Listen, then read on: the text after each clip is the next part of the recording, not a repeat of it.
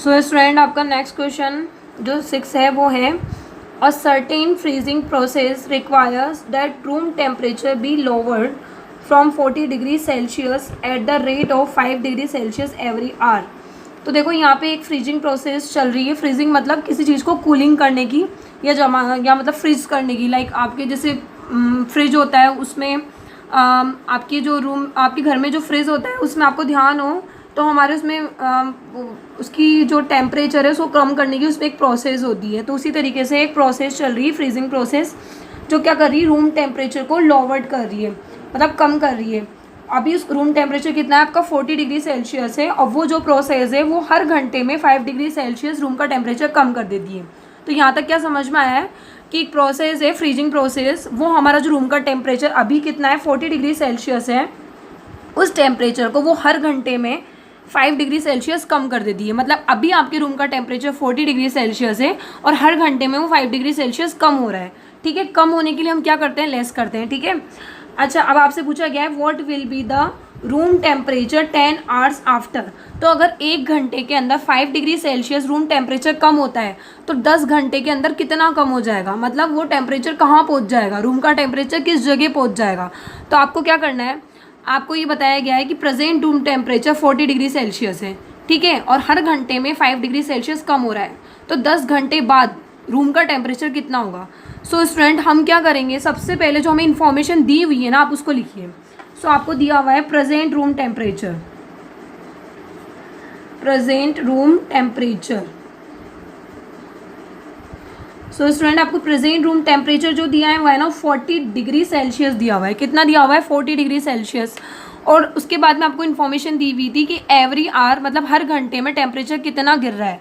सो हर घंटे में टेम्परेचर कितना गिर रहा है, तो every temperature decrease, temperature decrease in every hour. मतलब एवरी आवर का मतलब है 1 घंटे में टेम्परेचर कितना गिर रहा है, 5 डिग्री सेल्सियस कम हो रहा है। अच्छा स्टूडेंट बताइए, अगर 1 घंटे में टेम्परेचर 5 डिग्री सेल्सियस कम होता है तो 10 आवर्स में कितना हो जाएगा, मतलब देन 10 आवर्स में कितना गिर जाएगा, देन 10 आवर्स टेम्परेचर डिक्रीज। तो 10 आवर्स में कितना गिर जाएगा, अगर 1 आवर में 5 डिग्री सेल्सियस कम हो रहा है तो 10 आवर्स में हो जाएगा 5 डिग्री सेल्सियस मल्टीप्लाई 10। इसका मतलब 50 डिग्री सेल्सियस आपका क्या हो जाना चाहिए, कम हो जाना चाहिए। किस में से, प्रेजेंट टेम्परेचर में से। तो प्रेजेंट टेम्परेचर अभी 40 डिग्री सेल्सियस है, ठीक है, और 1 आवर में 5 डिग्री सेल्सियस कम हो रहा है तो 10 आवर्स में कितना कम होगा, 10 आवर्स में 50 डिग्री सेल्सियस कम हो जाएगा। तो हमें क्या करना पड़ेगा, कम करना पड़ेगा। किस में से, प्रेजेंट वाला जो रूम टेम्परेचर है ना उसमें से आपको कम करना पड़ेगा। कितना कम करना पड़ेगा, 50 डिग्री सेल्सियस आपको कम करना पड़ेगा। तो हम लिखेंगे now after 10 hour room temperature will be, मतलब 10 आवर्स के बाद में रूम टेम्परेचर कितना होगा। ठीक है, रूम टेम्परेचर विल बी कितना होगा, अभी वो 40 डिग्री सेल्सियस था और 10 घंटे में वो कितना कम हो जाना चाहिए, 50 डिग्री सेल्सियस कम हो जाना चाहिए। तो कम करने के लिए आप क्या करोगे, -50 डिग्री सेल्सियस। सो स्टूडेंट देखिए, एक तरीके से ये प्लस में है अभी और ये माइनस है। तो प्लस माइनस क्या होता है, माइनस होता है। तो 50 में से 40 को माइनस करोगे तो 10 बचेगा और वो नेगेटिव आएगा क्योंकि माइनस की डिजिट यहाँ पे क्या थी, बड़ी। तो इसका मतलब 10 घंटे बाद में टेम्परेचर कितना हो जाएगा, -10 डिग्री सेल्सियस हो जाएगा। सो स्टूडेंट मैं आपको वापस समझा देती हूँ क्वेश्चन आपको क्या बोलना चाह रहा है। सो स्टूडेंट क्वेश्चन क्या कहना चाह रहा है, क्वेश्चन ने आपको बताया था कि प्रेजेंट जो रूम टेम्परेचर है ना 40 डिग्री सेल्सियस है और एक फ्रीजिंग प्रोसेस है जिसके अंदर क्या होता है, रूम का टेम्परेचर 5 डिग्री सेल्सियस कम हो रहा है, हर घंटे में 5 डिग्री सेल्सियस कम हो रहा है।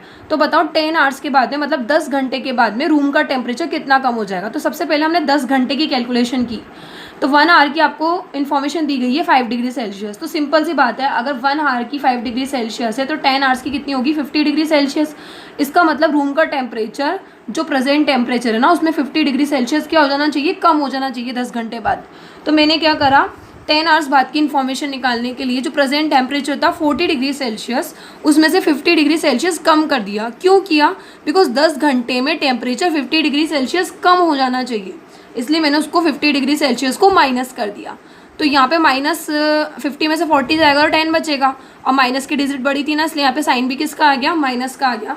तो इस तरीके से रूम का टेम्परेचर 10 आवर्स के बाद में -10 डिग्री सेल्सियस हो जाएगा। अगर स्टूडेंट आप इस क्वेश्चन को प्रैक्टिकली लेके देखो ना, है ना, तो भी आप कर सकते हो। पता है कैसे? जैसे मान लो रूम का टेम्परेचर अभी 40 डिग्री है, 40 में से आप बार बार 5 कम करो, 10 टाइम आप 5 कम कर दो, 10 टाइम्स आप 5 कम करोगे ना तो आप -10 पे वैसे ही पहुंच जाओगे। तो प्रैक्टिकली भी आप इस क्वेश्चन को समझ सकते हो और सोच सकते हो। सो स्टूडेंट ये हो गया आपका क्वेश्चन नंबर 6। सो स्टूडेंट आपका जो नेक्स्ट क्वेश्चन है वो है आपका क्वेश्चन नंबर 7। उसमें आप देख सकते हैं क्या लिखा हुआ है। क्वेश्चन नंबर 7 में लिखा हुआ है इन ए क्लास टेस्ट कंटेनिंग 10 क्वेश्चन। एक क्लास टेस्ट है ना, आपकी जैसे क्लास टेस्ट होता है ना वैसे एक क्लास टेस्ट है, उसमें 10 क्वेश्चन है। 5 marks are awarded for every correct answer. मतलब अगर आप करेक्ट आंसर दोगे तो आपको 5 मार्क्स मिलेगा। And -2 marks awarded for every incorrect answer. और अगर आप गलत आंसर करोगे तो आपको -2 मार्क्स मिलेगा एक गलत आंसर पे, ठीक है। And 0 for question not attempt. अगर आपने क्वेश्चन अटेम्प्ट ही नहीं किया तो आपको कितने मार्क्स मिलेंगे? 0, ठीक है। तो अगर आपने करेक्ट आंसर अटेम्प्ट किया तो आपको 5 मार्क्स मिलेंगे। अगर आपने रॉन्ग आंसर किया तो -2 मार्क्स मिलेंगे। और अगर आपने अटेम्प्ट ही नहीं किया तो आपको 0 मार्क्स मिलेंगे। तो पहले हम सिचुएशन लिख लेते हैं। अगर आप करेक्ट आंसर दोगे, ठीक है, करेक्ट आंसर में कितने मार्क्स मिल रहे हैं? 5, ठीक है। और इनकरेक्ट आंसर में आपको मार्क्स मिल रहे हैं, यहाँ पे इनकरेक्ट आंसर में आपको मार्क्स मिलने वाले हैं कितने? -2, ठीक है। और नॉट अटेम्प्ट मतलब आप अटेम्प्ट ही नहीं करोगे तो आपको कितने मार्क्स मिलेंगे? 0। ये 3 सिचुएशन हमें दी है। अब पहला हम पढ़ते हैं। फर्स्ट है मोहन के बारे में, ठीक है। फर्स्ट आपको दिया हुआ है मोहन के बारे में। क्या दिया हुआ है मोहन के बारे में? देखिए, Mohan gets 4 correct answer and 6 incorrect answer. तो मोहन ने 4 करेक्ट आंसर दिए हैं और 6 इनकरेक्ट आंसर दिए हैं। What is his score? तो बताओ उसका स्कोर कितना हुआ। तो देखो स्टूडेंट, जो मोहन है ना उसने कितने करेक्ट आंसर दिए हैं? मोहन ने 4 करेक्ट आंसर दिए हैं। तो करेक्ट आंसर में उसको कितने मार्क्स मिलेंगे? Correct answer marks, correct answer के उसको कितने मार्क्स मिलेंगे? 4 करेक्ट आंसर दिए ना, और एक करेक्ट आंसर का कितना मार्क्स मिल रहा है? 5। तो 4 के कितने मिलेंगे? 4 × 5 मतलब 20 मार्क्स तो उसको करेक्ट आंसर के लिए मिलेंगे। अच्छा, इनकरेक्ट आंसर के लिए उसको कितने मार्क्स मिलेंगे? Incorrect answer marks, incorrect answer के लिए उसको मार्क्स मिलेंगे। इनकरेक्ट उसने 6 आंसर किए तो 6 को आपको -2 से मल्टीप्लाई करना पड़ेगा। क्यों? क्योंकि एक इनकरेक्ट आंसर के लिए -2 मार्क्स मिल रहे हैं, तो 6 इनकरेक्ट आंसर के लिए कितने मार्क्स मिलेंगे? तो ये हो जाएगा आपका -12, क्योंकि 6 × 2 = 12 और एक माइनस का साइन है। तो उसको करेक्ट आंसर के लिए 20 मार्क्स मिलेंगे और इनकरेक्ट आंसर के लिए -12 मार्क्स मिलेंगे। तो टोटल स्कोर क्या होगा उसका? टोटल स्कोर निकालने के लिए आपको इनको प्लस करना पड़ेगा, क्योंकि किसी भी चीज़ का फाइनल रिजल्ट निकालने के लिए उनको हम प्लस करते हैं।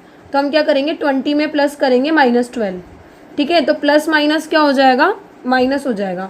और 20 में से अगर आप 12 माइनस करते हो तो आपका 8 आंसर आएगा, ठीक है। तो मोहन ने कितना स्कोर किया? मोहन ने स्कोर किए 8 मार्क्स। कैसे स्कोर किए? बिकॉज उसने करेक्ट आंसर दिए थे 5, तो 4 मल्टीप्लाई करेक्ट आंसर उसने दिए थे 4 और एक करेक्ट आंसर के लिए 5 मार्क्स मिल रहे थे, तो 4 × 5 20। इनकरेक्ट आंसर दिए उसने 6 और एक इनकरेक्ट आंसर के लिए -2 मार्क्स थे, तो टोटल 6 के लिए हुए -12।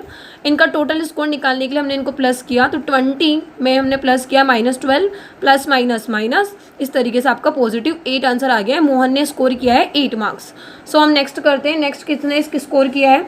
तो नेक्स्ट है रेशमा, ठीक है। रेशमा ने कितना स्कोर किया है? रेशमा ने 5 करेक्ट आंसर दिए हैं और 5 ही इनकरेक्ट आंसर दिए हैं। What is her score? तो उसने 5 करेक्ट आंसर दिए हैं, 5 इनकरेक्ट दिए हैं। तो रेशमा का देखते हैं हम। Correct answer marks, correct answer के लिए रेशमा को कितने मार्क्स मिले? तो देखिए, रेशमा ने 5 करेक्ट आंसर दिए हैं करेक्ट, और एक करेक्ट आंसर के लिए 5 मार्क्स ही मिल रहा है, तो रेशमा को टोटल 25 मार्क्स मिलेंगे करेक्ट आंसर के लिए। उसी तरीके से उसने इनकरेक्ट कितने आंसर किए रेशमा ने? इनकरेक्ट भी रेशमा ने 5 ही किए हैं, तो उसने 5 क्वेश्चन क्या किए? इनकरेक्ट किए हैं, ठीक है। 5 इनकरेक्ट क्वेश्चन के लिए उसको -2 मार्क्स मिलेंगे, तो हम इसको मल्टीप्लाई करते हैं -2 से, तो उसको -10 मार्क्स मिल रहे हैं किसके? इनकरेक्ट आंसर के लिए, करेक्ट। तो देखिए स्टूडेंट, रेशमा ने 5 तो इनकरेक्ट आंसर दिए और 5 ही करेक्ट आंसर दिए हैं, तो करेक्ट आंसर के लिए उसको मार्क्स मिले 5 × 5, क्योंकि एक करेक्ट आंसर के लिए 5 मार्क्स मिल रहा था, तो 5 करेक्ट आंसर के लिए कितने मिलेंगे? 25। और रेशमा ने इनकरेक्ट आंसर दिए हैं 5 और एक इनकरेक्ट आंसर के लिए -2 मार्क्स मिल रहे थे, तो 5 के लिए कितने मिलेंगे? -10। तो इस तरीके से रेशमा को ये मार्क्स मिले हैं। अब हमें उसका टोटल स्कोर करना है। तो टोटल के लिए हम क्या करते हैं, टोटल स्कोर निकालने के लिए हम क्या करते हैं, प्लस करते हैं। तो हम 25 में प्लस कर देंगे -10। तो प्लस माइनस क्या होगा स्टूडेंट, माइनस होगा। तो 25 में से अगर आप 10 माइनस करोगे तो कितना आएगा, 15 आएगा। ठीक है, तो इस तरीके से किसका स्कोर हो गया, रेशमा का स्कोर हो गया। ठीक है, रेशमा को टोटल करेक्ट आंसर के लिए 25 मार्क्स मिले थे और इनकरेक्ट के लिए -10 मिले थे। तो हमने दोनों का टोटल किया तो प्लस माइनस माइनस, और इस तरह से 15 मार्क्स रेशमा को मिले। लास्ट आप देखिए हीना, हीना ने क्या किया है, हीना ने 2 करेक्ट आंसर दिए हैं। टोटल 10 क्वेश्चन है, ध्यान रखना है ना। 2 करेक्ट आंसर दिए हैं, 5 इनकरेक्ट आंसर दिए हैं। तो स्टूडेंट देखिए हीना है ना, हीना उसने 2 तो करेक्ट आंसर दिए हैं। ठीक है, तो 2 करेक्ट आंसर के लिए उसको 2 × 5 10 मार्क्स मिलेंगे करेक्ट। और इनकरेक्ट कितने दिए देखते हैं। हीना ने 5 इनकरेक्ट आंसर दिए हैं, कितने, 5। तो 5 इनकरेक्ट आंसर किए हैं। तो 5 इनकरेक्ट आंसर के लिए हीना को मार्क्स मिलेंगे 5 × -2। तो मतलब -10 मार्क्स हीना को मिलेंगे। ये हम मार्क्स की कैलकुलेशन कर रहे हैं। ठीक है, किसकी कैलकुलेशन कर रहे हैं, मार्क्स की। तो 2 करेक्ट आंसर के लिए हीना को मार्क्स मिलते हैं 10 और 5 इनकरेक्ट आंसर के लिए हीना को मार्क्स मिलते हैं -10। सो स्टूडेंट एक और चीज़ देखिए, 5 और 2 अभी तक तो इसने केवल 7 क्वेश्चन ही अटैम्प्ट किए हैं, मतलब 3 क्वेश्चन तो उसने करे ही नहीं। तो 3 नॉट अटैम्प्ट,